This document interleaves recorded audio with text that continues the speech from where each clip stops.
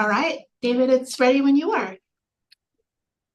Well, welcome to the Community Police Review Board. It's November 6th. Nice to see all of you today. This hybrid model between in person and on Zoom should be interesting. So what we'll do is we'll start first by introducing ourselves. We'll talk, say our name, our role we play within the Community Police Review Board, and then what ward we live in. So my name is David Reinhold. I'm the board chair. And I am a resident of Polk County. Would you like to go next? Sure. I'm not a board member. My name is Kyle Hedquist, and I live just about 3 miles away in Salem. There we go. Lori Evans, legal department. Aaron Hull, I live in West Salem. Richard Riggs, I live in West Salem. Gretchen Bennett, staff liaison. My name is Steve Galvin with the Salem Police Department. With me is also Lieutenant Lance Dede. I'm Elizabeth Infante. I am vice chair. I am with SVN Commercial Advisors. Sorry. Al Gregg, board member, Marion County, I live in Salem. Great. Ryan Shands, board member. I live in West Salem here in Polk County. All right, thank you. So the next on our agenda is the approval of September 26th minutes. One thing that I saw in the minutes, slight correction is it's now deputy chief ditto, not lieutenant ditto. Are there any other corrections that you might have seen?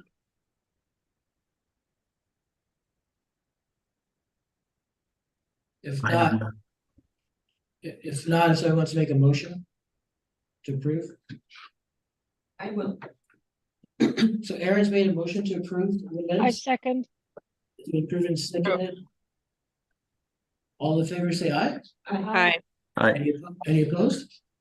Okay, so motion carries. There is no public comment. And according to our agenda, there has been no hearings request received. So next would be our presentation from the Salem Police Department on de-escalation techniques.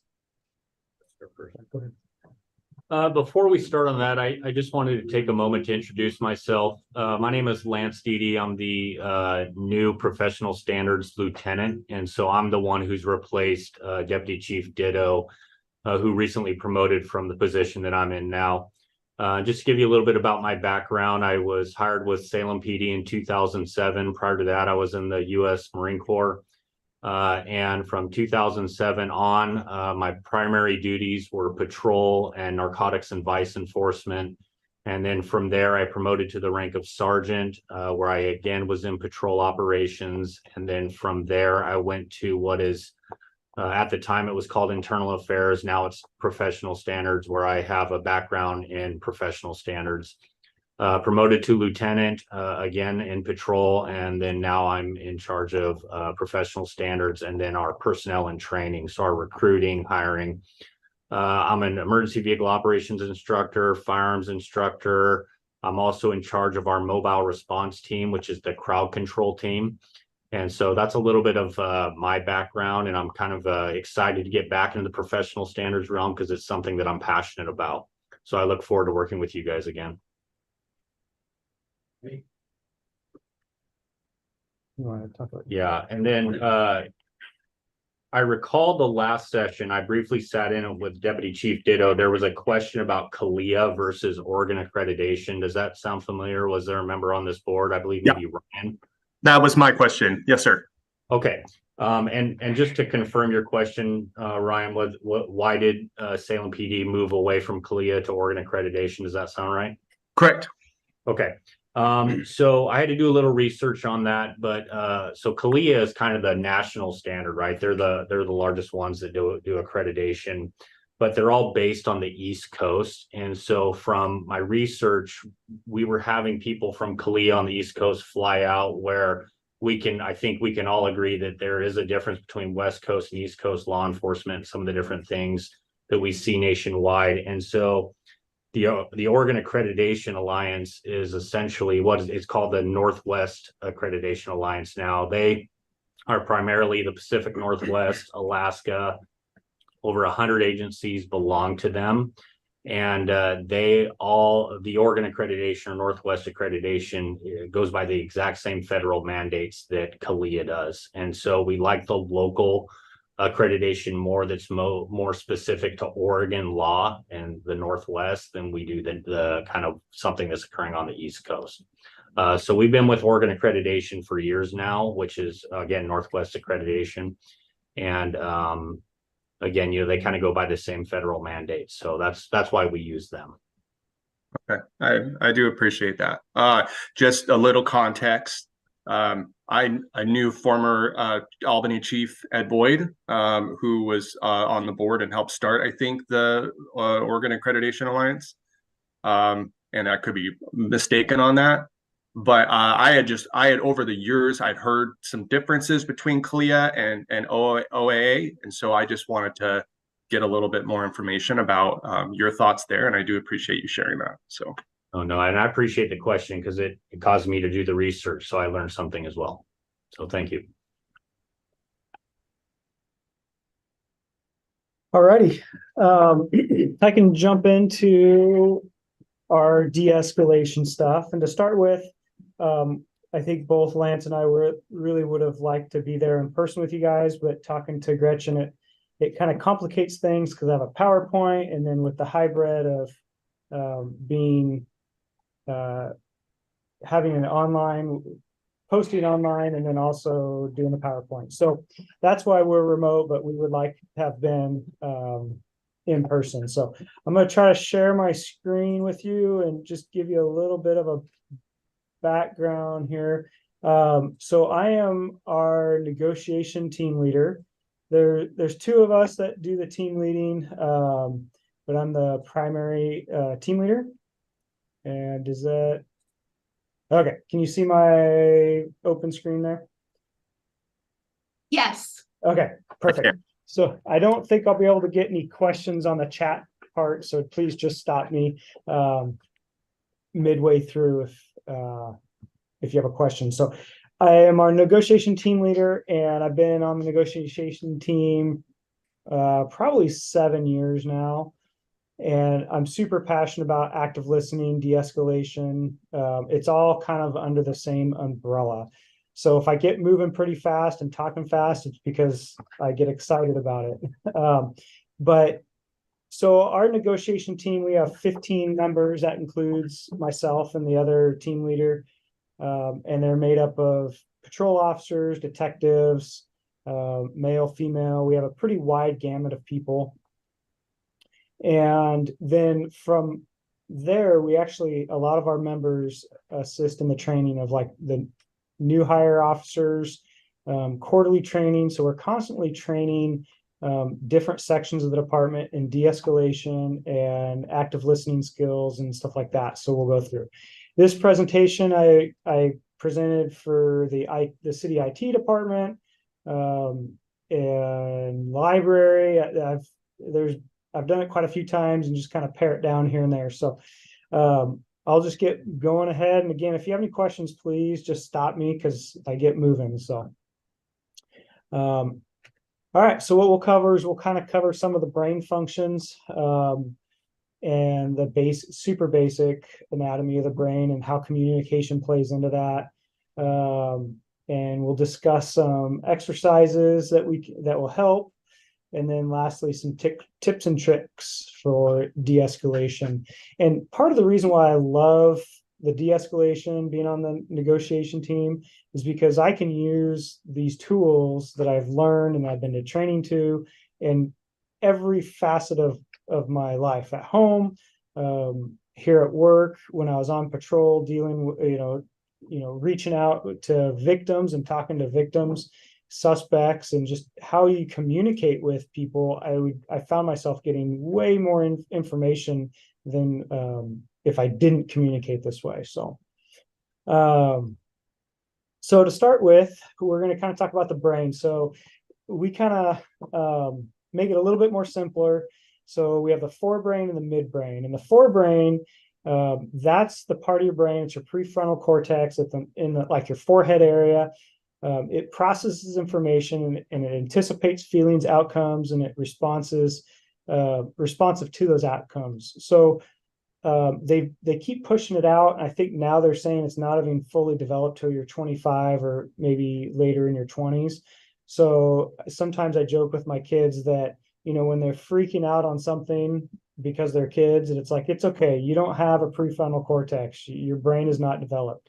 And they know I'm joking, but that's literally why that critical thinking skills that it takes to do complex math problems, that's why it's difficult. It uses that prefrontal cortex. The other part of it is your midbrain, and this is like that fight or flight portion of your brain that reacts to the immediate feelings. So if I threw a baseball at one of you, your hands would go up, you would flinch, and if I released that baseball, you would be protecting yourself. But if I don't release the baseball, your brain just kind of makes those connections because it doesn't anticipate it doesn't calculate out, okay, was the baseball released or was it still, held in my hand? And it doesn't think about some of those outcomes or the consequences for the actions of, say, if I threw that baseball. So we'll play a little game here. So tell me, what brain do you think this person is in?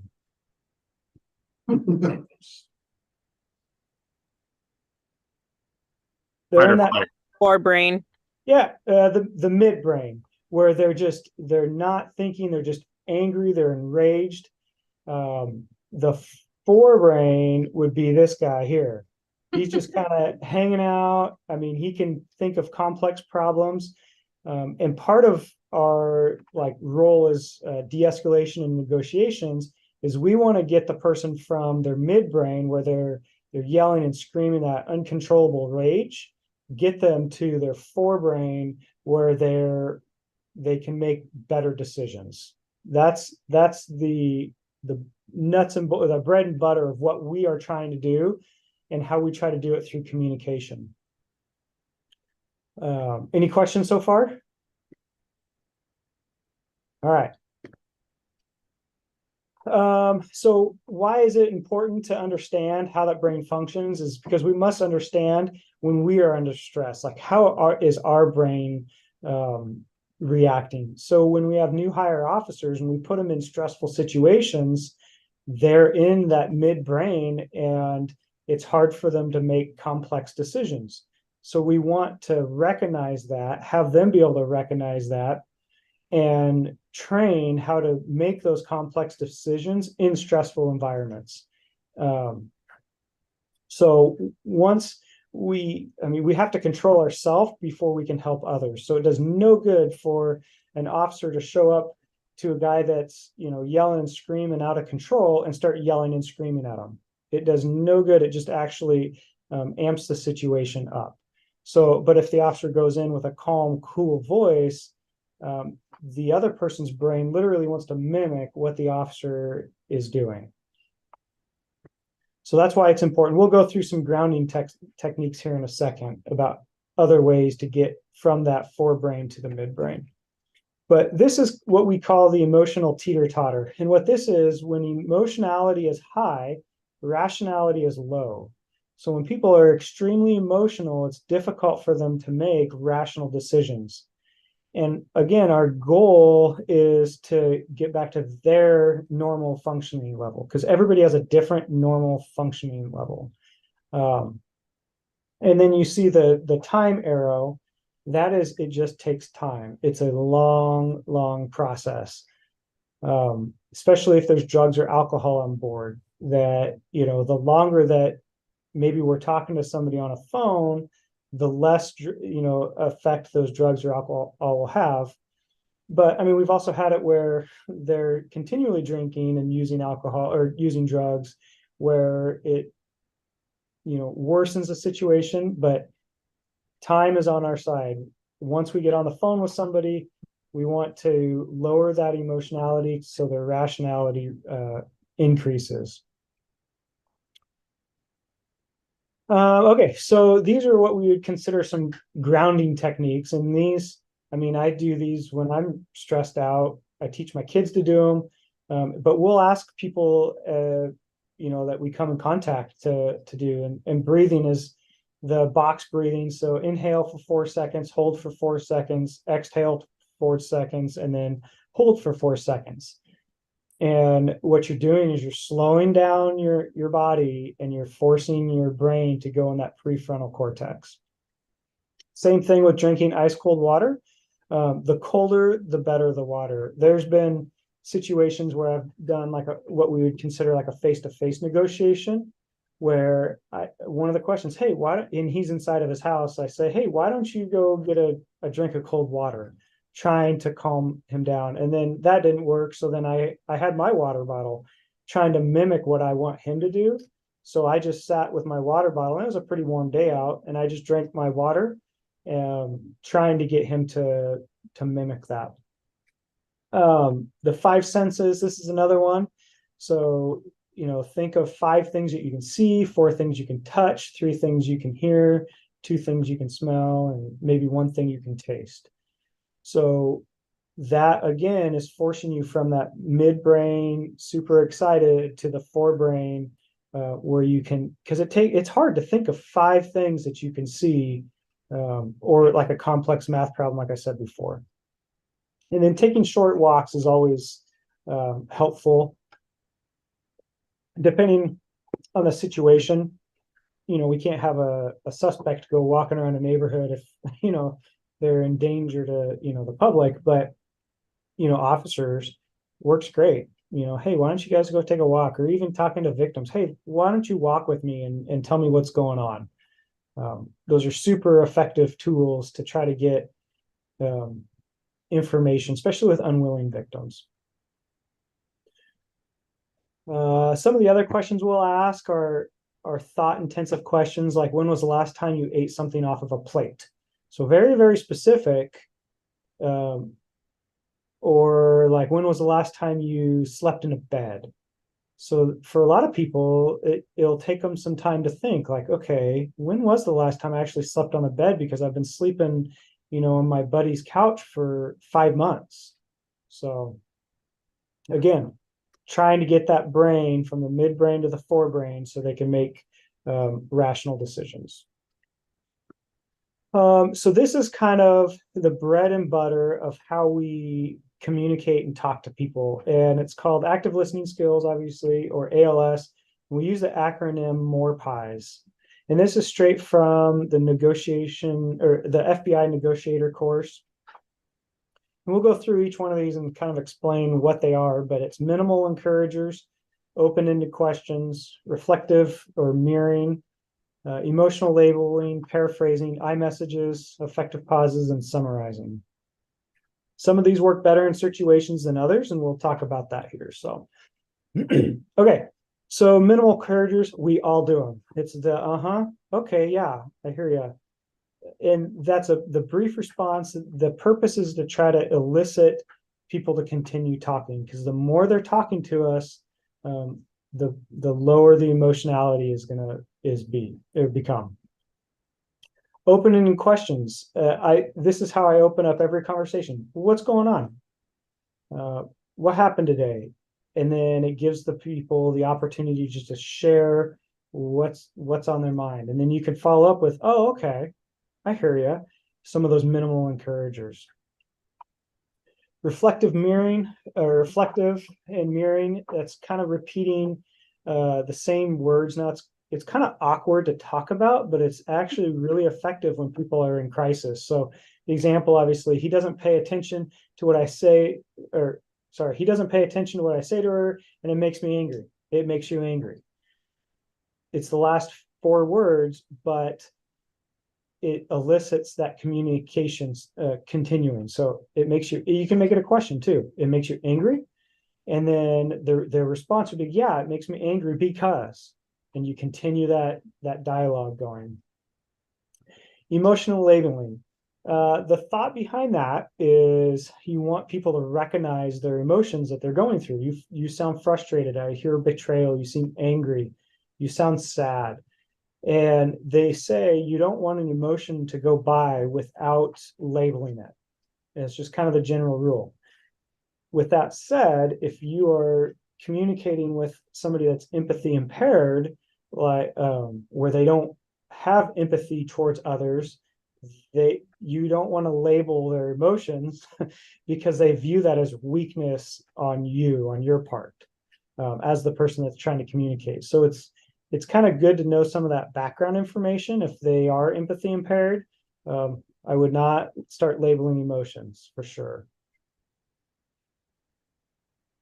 The paraphrasing. So this one is good, is you just basically repeat their words and their meaning in your own words. So my coworker's always talking to me, he doesn't pay attention to what I say, he doesn't listen to you. And this one works really good with summarizing.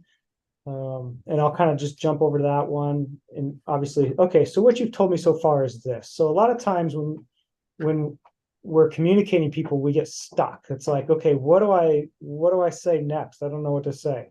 The best thing to do is either paraphrase or summarize what they said. Okay, so you're telling me this, you're telling me that. Or I'm hearing you tell me this. Is that correct? Because we really seek to understand. That's the purpose of us listening, is to seek to understand from what they're going through and their experience, because we don't know, we're not in their shoes. Effective pauses, that's just kind of that awkward silence. And the point of that is to try to get the other person to break that silence and say something. So a lot of times it's good to use after you say something very meaningful, like, are you ready to come outside of the house? And just let it sit and marinate and wait for that answer versus following up with another question. We don't want to, just stack a whole bunch of questions at once, because they're not going to answer them all. And then the I messages, these are good to confront behavior that, that's not that you don't want. Like, I feel frustrated when you yell because I'm having a difficult time understanding what you're telling me. So it's a nice way to confront negative behavior. Any questions so far on active listening? Now, this is just super brief, down and dirty.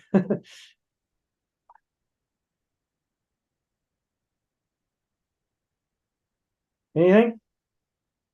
Not in the room here. It doesn't look like we have any. Nope, I have nothing. All right, cool. I'll keep moving. Okay. So empathetic listening. This is something that's a little bit newer coming on that we're looking at. It's also labeled motivational interviewing. And a lot of this stuff comes out of clinical psychologists, and we try to tailor it for police and how we use it on the street. So the empathetic listening is really good because it's that genuine interest and curiosity in their experience of others. And our negotiators are very interested in what people have to say. That's what makes them good. And trying to help them through difficult times. So, and respecting and valuing the differences and learning from them. And then also trying to figure out if we understand them correctly, because we all make assumptions and they're not always correct. So by continually listening and using the active listening skills, we can seek to understand, like I said. So some of those little tips that we try, we don't want to ask more than 3 questions at once, because the purpose is listening. We want to listen. And the reflections that's kind of the bread and butter of motivational interviewing, or this empathetic listening. So the reflections would be, if you think of somebody in their conversation as a paragraph, you want to add a sentence to their paragraph. So if somebody's talking about, I'm really struggling at work, it's difficult, I have a really heavy workload, and my boss is always breathing down my neck. The reflection could be like, and work's really difficult, or you have a lot on your plate. So it's a statement. It's not a question. It's you have a lot on your plate. And then they would continue down the next paragraph, and you'd want to give another reflection. So and you can kind of see we're not just repeating back what they said, we're just offering that next sentence. And it goes deeper, listening to the underlying values and current experience. And that's the goal. Is we ask, like as negotiators, we ask all the time, why here, why now? That's one of our biggest questions we ask. If somebody is, barricading their house with suicidal thoughts, why here, why now? And we want to get there to figure that out. And a lot of times it's maybe an anniversary of like a loved one that they lost, or maybe they're in the military and it was the anniversary of some combat stuff, or maybe one of their buddies just, is struggling, something to that effect. Tone is super important. So we talk about the late night DJ voice that most younger kids don't even know what that is, but the older generation knows what that late night DJ voice is. And that's what we aim for. We try to slow the cadence down, lower our tone, lower the volume, because the brain literally mimics the other person's tone and the other person's reaction. So again, like I said at the beginning, if you have somebody that's yelling and screaming in the street and the officer shows up and starts yelling and screaming, now there is time and point for commands and stuff like that, but if that continues, it's just going to continually to escalate versus maybe giving a few of those commands and then slowing down and starting that slower tone, the slower cadence, and forcing their brain to get into that prefrontal cortex. We try to avoid, I understand, people just feel judged and misunderstood. At all of our trainings that we do scenarios, we put them on for each other. If somebody says, I understand, oh man, we say, oh really, you understand everything I've been through? And we're hard on that. I tend to say, oh, I hear what you're telling me. I hear what you say. Because we still want to validate that we are listening, but we don't understand. Sometimes we can interject maybe some of our own experience, like, yeah, I hear what you're telling me. I was in the military too. Or, I hear what you're telling me. I've struggled with maybe depression or something. So there's points where you can kind of interject the, like, I understand, but nobody understands what the other person's going through, and you never will. So we try to train that out of our negotiators and officers as well. So this is what we call the behavior change stairway model. And this is really our goal. Again, time is on our side. So we start off with active listening. The purpose of that is to show empathy, to build rapport, because we want to build rapport and then influence the behavior, or have some influence in the behavior change. A lot of times what happens is we'll maybe think that we have rapport and we'll jump to the behavior change or the influence, and we won't. So we have to go back to the active listening. And by time, one of the first negotiations that I've done was on patrol, and I think I was on the phone with the guy for 4 hours before I even got to the point of saying, hey, why don't you come outside and talk to us? Because I was trying to, listen and show empathy and build rapport. And he told me everything that I wanted to know about his dog, and how his dog would go truck driving with him and could jump up in the truck with him and was always with him. And that's the goal, is we want to talk about what they want to talk about. So this guy liked talking about his dog. So we talked about his dog a long time. If they like to talk about coffee, then we're going to talk about coffee for a long time to build that rapport and show that so we can later on influence their behavior.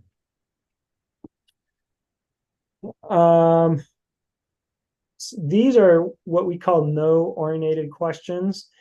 And the reason we kind of focus on these a little bit is because people feel safe saying no. They feel like they're in control. So if we get somebody to say no to a question early on, they're most likely to say yes later on. So some of the ones, hey, there is now a bad time to talk, versus saying, hey, do you have a second to talk? That's a yes, or like we're eliciting a yes versus is now a bad time to talk. No, it's not a bad time at all to talk. So it's just twisting it so the answer we want is no. This one I use all the time with my bosses and my supervisors. Is it a ridiculous idea if, right? If I want to, I need to purchase some new computers. It's like, hey, is it a ridiculous idea if we put this request for new computers in? No, it's not ridiculous. Perfect. I mean, that's what I want to hear. Versus yes, this is a ridiculous idea.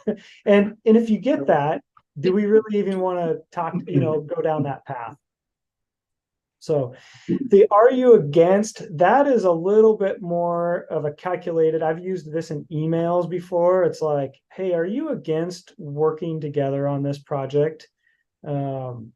It's a little bit more pointed. Same with the have you given up on. I would use those sparingly because that's pretty direct. And we'll get into a text message negotiation that doesn't use this stuff, but I bring it up just simply because I say email, because there's all sorts of ways that we can communicate with people. Even text message, you'll see how you can feel when, oh, wow, there's actually rapport built on a text message. It's pretty surprising. Okay, these are some things to remember. Like even some of our reflections. Sounds like you have a reason for saying that. That's a really good one when people are just sharing what they're going through. Hey, it sounds like you have a really good reason for saying that. Or hey, it sounds like when they ask you a difficult question, sounds like you have a reason you're asking that. Because we want to know why they're asking the question, not just what the question is. It's the why behind it. Or what makes you ask. And then it sounds like there's nothing else I can say to make you change your mind. And this would be more towards the end. It's like, hey, would you just please come out and talk to us? You're not going to be hurt. And then if they say no, it's like, well, it sounds like there's nothing I can do to make you change your mind. Now, if they say, well, what about this? Now we have something to work with and talk about. We're gaining ground. Delivering bad news. This works amazingly. So you set that expectation high and much worse, and then soften it with the bad news. So saying, hey, what I'm going to tell you is really going to make you mad. You're going to think that we just spent the last 2 hours talking on the phone and that I haven't heard anything you said, but you are under arrest, right? So the bad thing would be like, hey, you're under arrest, but we're softening it by saying, hey, this is really going to make you mad. We haven't done anything, because their mind is going to go way beyond anything that we're going to say. So it's kind of like asking, maybe somebody that has some drugs on them, you pick like, hey, do you have any cocaine on you? No, but I have some, pills. Okay. Because it's that, cocaine would be worse than the pills in their mind. So, okay, text message. So this is an actual text message that we did. It's a suicidal person.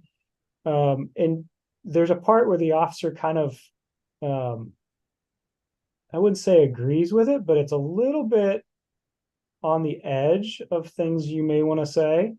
But if you think about it from his standpoint, the whole purpose is he's trying to understand where this guy is coming from. And it's a really good statement to build rapport.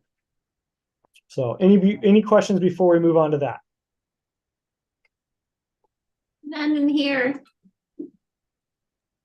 I have none. Awesome. All right.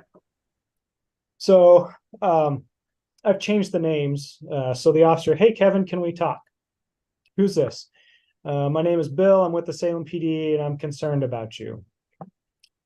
And then there was some time lapse, like he didn't get a response. So then he says, Kevin, let's talk. I'm listening. And then he says, well, I got a report that you're thinking, again, there's no response. So he's going to kind of keep trying to, pry in there. Got a report that you were thinking about hurting yourself, trying to gauge how you're doing. And then he gets the response, I'm fine, I'm not going to hurt myself. Now, I'll stop there for a few things. A lot of times when I like to start the text message, now it's to the point where we would just say Kevin with a question mark, because anytime anybody gets a text message with their name and a question mark from a person they don't know, from a number they don't know, you're going to get a response. It's been pretty successful. So, because we want that response to start building that communication. So the other part of it is we usually don't use hurt. You know, if somebody's suicidal, we'll just say, hey, are you thinking about suicide? Or do you have suicidal thoughts? We're not going to cause people to think of suicide if we say the word suicide. So we usually don't say hurt, because that could mean a lot of different things to a lot of different people. Some people express themselves by, cutting on their legs, and that's how they deal with some pain in life, maybe emotional pain. So usually we just stay away from that. But anyway, okay. He says, I can respect that. Is there any reason why someone would tell us that? Because she's my ex and she hates me. I just tried to call her and she has me blocked, so I can't contact her now. That doesn't make me happy, but whatever. So this is kind of where it's a little bit on the line. He says, I get it. I can't understand the thought process behind women and why they do what they do. How long did you two date? And we would never say that to anybody, and we don't think that. But the whole purpose is because we're trying to understand where Kevin is coming from and what he is going through. The next one, so Kevin, the response, roughly 2 years on and off, she cheated on me twice, wrecked my Lexus, got a DUI, and lied to me constantly. To this day, she still lies to me. I gave her everything I had, and she threw it away like I was nothing. I'm the stupid one. But look at that response that he got. That is an amazing response in the world of just trying to work through this with this guy. And the officer's response was perfect. Sounds like you've been through a lot with her and she took advantage of you. We're validating those feelings. We're recognizing that he's going through a lot of stuff with her. And then he responds, yeah, but you hear that a lot. And then this is priceless sometimes, but my experience is that it usually only happens to decent people. So now he's telling the guy, hey, you're a decent person. We don't think negatively of you. We don't think bad of you. You're just going through a lot of stuff with your ex. And then he says, yep, but you have to be dumb enough to be taken advantage of in the first place, I guess. Again, another perfect response. There's a difference between being dumb and being trusting. Anybody can get taken advantage of. And we're, again, just reflecting what his experience is, what he's going through, labeling maybe some of those emotions. And then this is kind of where we see that switch from trying to build rapport, show empathy. He asks the officer a question. Hey, as long as you're talking to her, can you get my stuff back? I started a claim in small claims court, but dropped it because it sounded like she was going to give me my stuff back. Boy, was I wrong. And that's a really key point in communicating or negotiating with somebody, because now they're asking stuff of us. It's that two-way street. That's what we want. And look how fast this has happened over text message. And you can just kind of feel that, at least I can feel that within the context. All right. So what does she have of yours? And then he goes through it. My Sony PlayStation 3, my LG tablet, my Samsung, and he goes through a whole bunch of stuff. She never took care of her stuff. Some of it's broken and destroyed. And again, the officer reflects back. So the good stuff sounds like you're better off without her. Again, trying to build that rapport. She'll be back. She always wants to play with my feelings again. It's what she does. And if you notice, like, he hasn't brought up the suicidal thoughts at all yet, because we're not into that behavior change yet. And this is where he gets in it. So, hey, Kevin, I'm getting the impression that you're not wanting to hurt yourself. That relieves me. Can we meet for about 5 minutes so I can satisfy the reporting requirements? It'll be real brief and we can go about your night. And that's kind of the goal. That's what we want. But because he has rapport, we get this back. I can't drive because I've already drank some beer, but at the same time, I don't want to have to explain to my parents why the police are at my house. My dad has to get up at 3:30 for work. So then they say, hey, I appreciate it, not wanting to drive intoxicated. or intox. Can we meet a couple houses down? I'll be discreet. You're not in any trouble, just need to satisfy the bosses. Sounds good. So that's a really like quick, even over text message, but it very effective in just those reflections, emotional labeling, that active listening. So how this plays out on like for patrol and like on the streets is, you know, if we're talking to a victim of a crime, building the rapport. Hey, you know, you're sad, you're crying, you know, it must be difficult for you. Your kids are struggling through this. How much more rapport or how much more information are we going to get about what's really going on in the house by building that rapport and help that, you know, possible victim of domestic violence more than just saying, you know, checking the boxes of getting the crime, you know, figuring out what the probable cause is and all that. And how that plays in with suspects, right? If we build rapport and just kind of build small talk, and, you know, sometimes, you know, we'll have some, you know, a suspect for, say, a domestic, and we just start kind of, you know, talking, hey, what's going on? What do you do for work? You know, how does that go? Talk about their work. We're building that rapport, and, you know, then we can start asking about the crime, and they feel more comfortable, puts them at ease. So, the de-escalation part, like if somebody is, you know, yelling on the street, where, you know, if the officer shows up, yeah, we have to have safe tactics, but the goal would be to, you know, a peaceful resolution. We can start, you know, that calm, slowing down, that talking, and try to lower their emotions so their rationality to make a good decision increases. And then I was going to say one other thing. Now I forgot it. I get rolling on this stuff, so I enjoy. Is there any other questions? Yes, Mel. So, a couple questions. One of them, just for clarification, granted, they may be having a mental health crisis at the moment based on depression or whatnot, but would these tactics work the same way if they were under the influence of some drugs, if their mental health issue was a little bit more serious? That's one. And two, how do you manage not to come across as condescending or patronizing with the midnight DJ, you know, voice? So that's important too, yeah? Yeah, you're kind of quiet, so I think I heard everything. So you may have to correct me. So I think you're asking, does it work the same with drug-induced versus mental health crisis stuff? And it does. Now, it depends on kind of, I think, the level of both of those. And in our you know, officers that respond to the mental health crises that have the QMHPs, they do a lot of this exact same stuff. In fact, next week I'm teaching their CIT class, or at least a portion of active listening for their CIT class for the officers that respond to mental health crises and stuff. So that works. The drug-induced stuff, it does, but time is more on your side for that. And I think you also asked about not placating, but patronizing. So you're right. If our officers aren't like legitimate, if they're just doing this to go through the emotions and they really don't care about the person, it's going to come off as fake and shallow. You're right.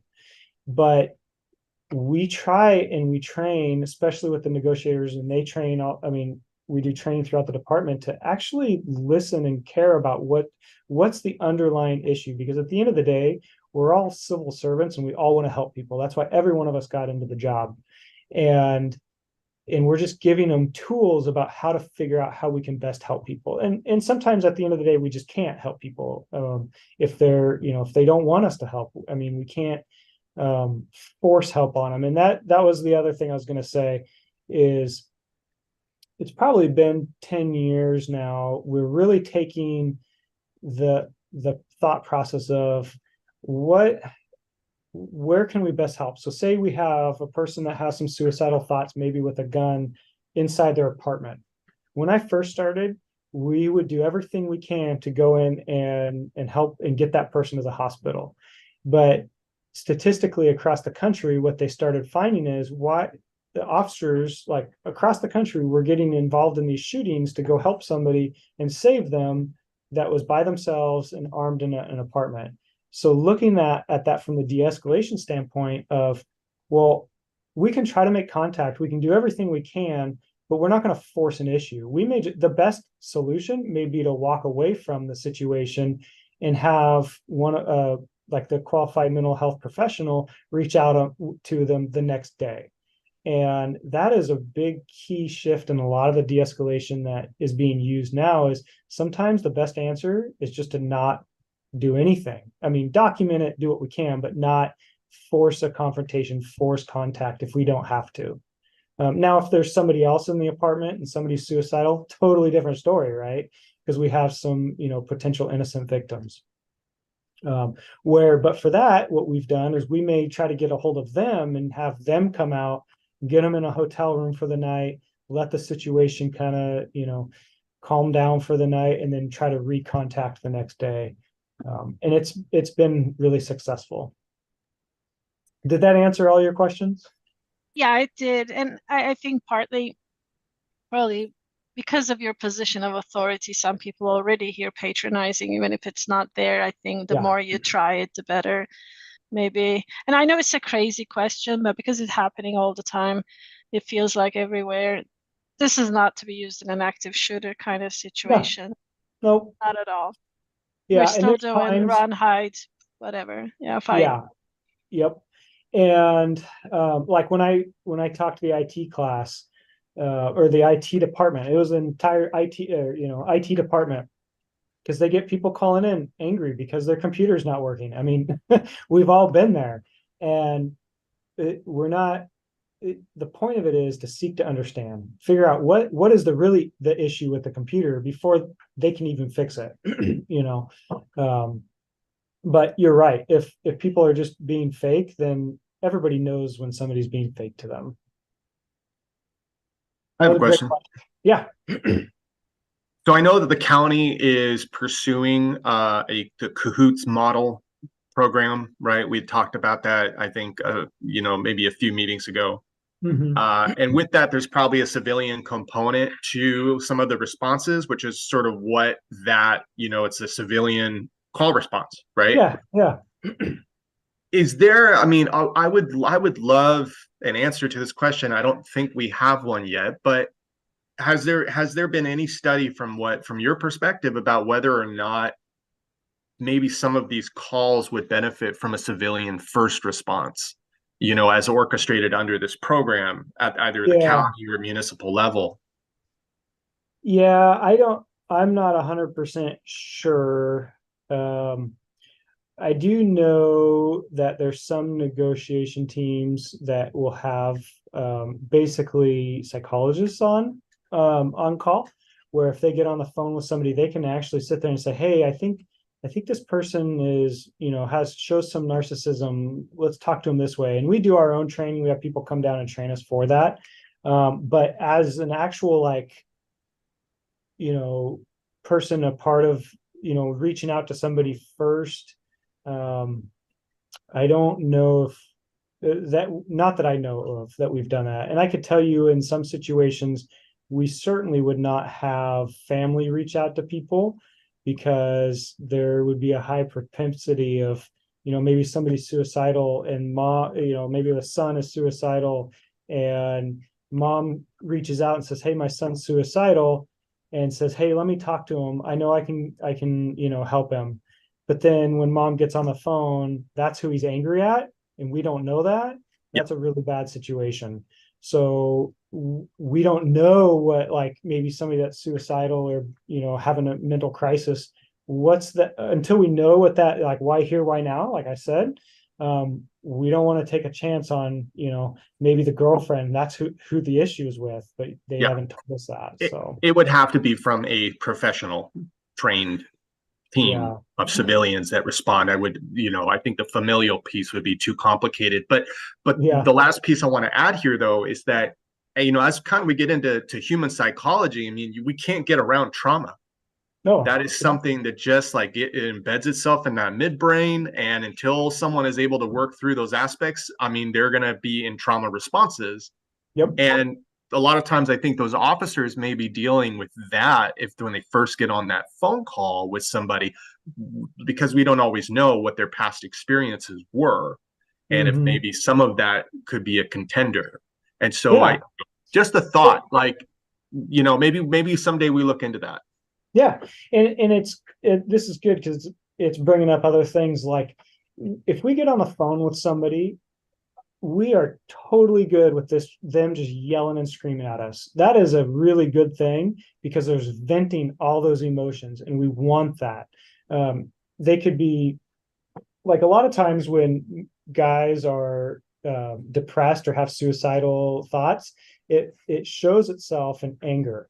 So if a guy is super angry, just yelling and screaming, every bad word in the book and just calling us all sorts of names, we look at that as a really good thing because A, we have them on the phone and they're not hurting themselves or others, but B, they're letting those emotions flow and letting those out. And that's where, you could label those emotions, man, you're really angry. And back to the placating or kind of like, just going through the motions, we tell people use your own words. Like, I don't say, oh, you sound angry. I say, oh, you sound pissed off, right? We want to use our own vernacular so it's natural.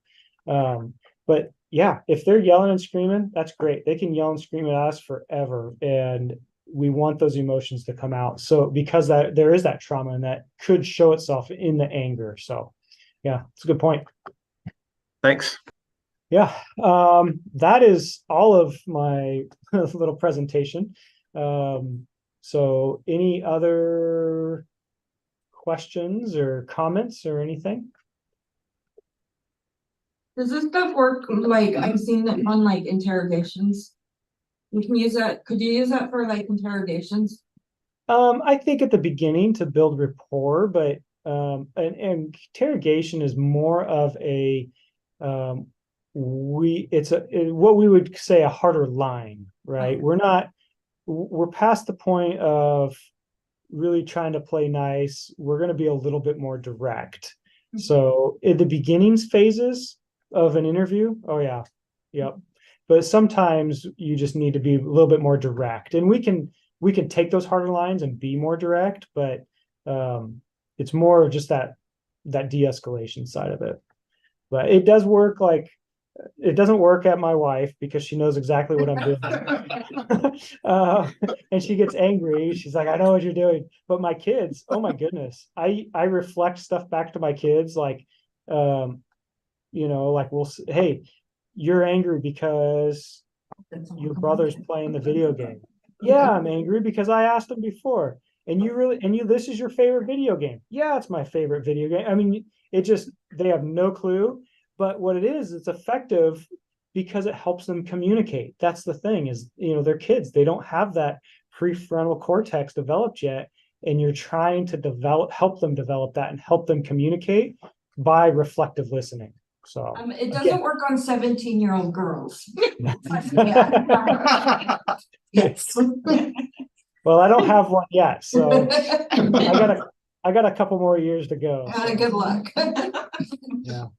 I appreciate you guys letting me you. share it. Obviously, I mean, I'm super passionate about this. I love it. If I could do it full time, I would. So, but that's all I have. Thank you. Thank you. Great presentation. Thank you. Thank you, Sergeant Galvin. Next is board member comments. Are there any?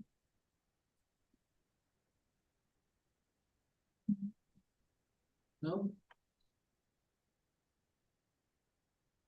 Anything you want to talk about, Christian? No, sir. I don't have anything today. Okay, I guess we'll give you guys back a few minutes of your time. We'll adjourn the meeting. Thank you all for being here tonight. Thank you. Everybody have a good night. Thank Thanks, you. guys.